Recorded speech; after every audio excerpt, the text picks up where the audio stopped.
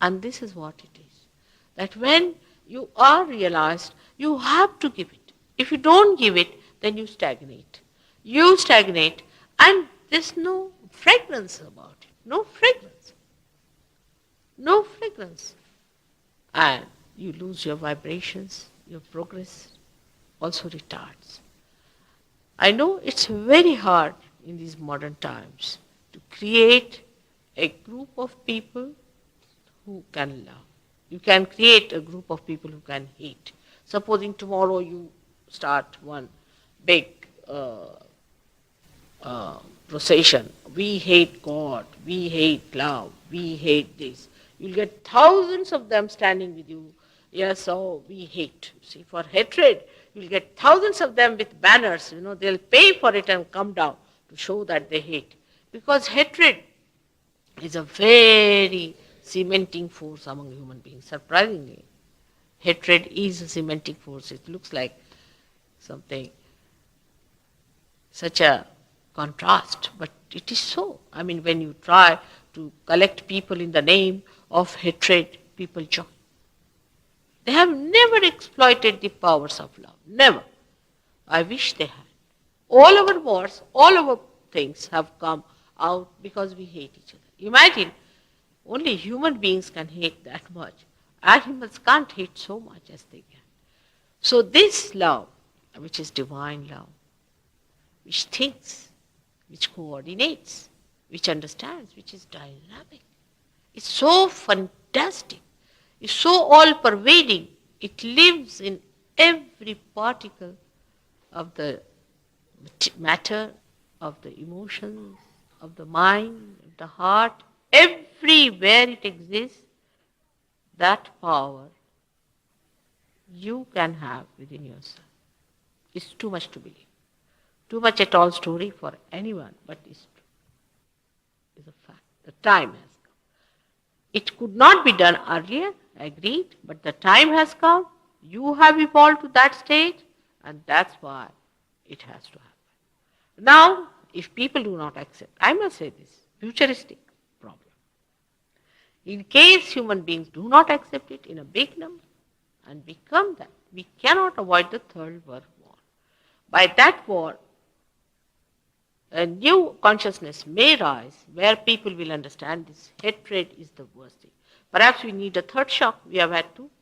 Perhaps we need the third shock to give us that elevation, to get that position of higher consciousness where we start realizing that these things based on materialistic and on hatred, gross living is most dangerous to humanity.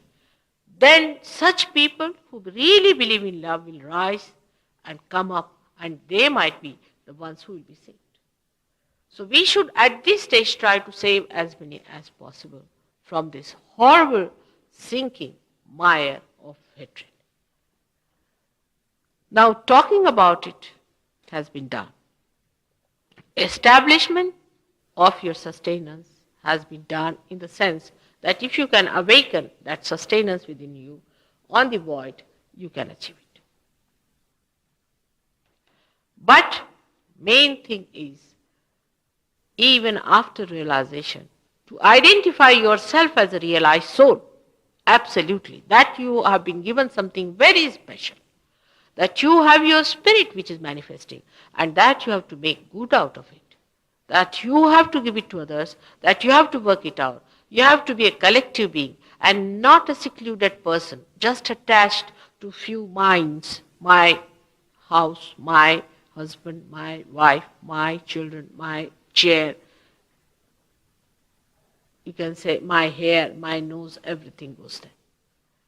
To reduce yourself to that small world, but to expand yourself to that great world, which is Yehovah's world, which is Krishna's world, which is Virata's world, where you become one with that primordial being, where you become an active cell of that primordial being. That's the thing one has to do. And that breakthrough has to take place. Now, one may say that all the scriptures are wrong, everything is wrong, that all these manifestations are wrong, all Christ was no good, he was not practical, anything one may say. You have freedom to say what you like. But you must have wisdom to see that if there is a way, what must be the way? If there is a way for the emancipation of human beings, there's only one way. There's no other way. Whatever you may be, an intellectual or a emotional person or anything, whatever it is, but you will reach one conclusion. There's only one way. And one way is transformation of human beings. To that level where they really say what they mean.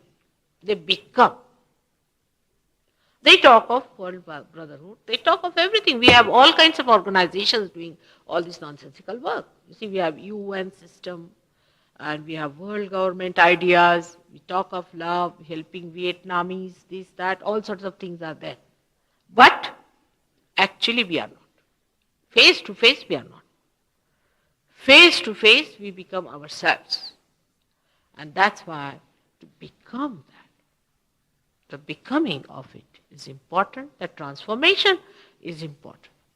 Once you are transformed, to identify yourself in that transformed state is also important. And that is only possible when you start allowing that transformation to take place within you, in thoughtless awareness, where you do not think and impose things on them. People get their realization all right. Last time so many got it, I don't know how many came back. And then they do not think that there is any further is needed. Because once you get realization, you can be very in a joyous state, blissful state. You might feel the vibrations very well. You'll be very happy. And then you'll get lost. That's not the point. You have not achieved your complete growth unless and until you have manifested yourself. But such people may be very few, I do not know, may be very few who will really take to that maturity. Once you are mature, is joy, is happiness. You become what you have to become. You find your absolute meaning. And that has to happen.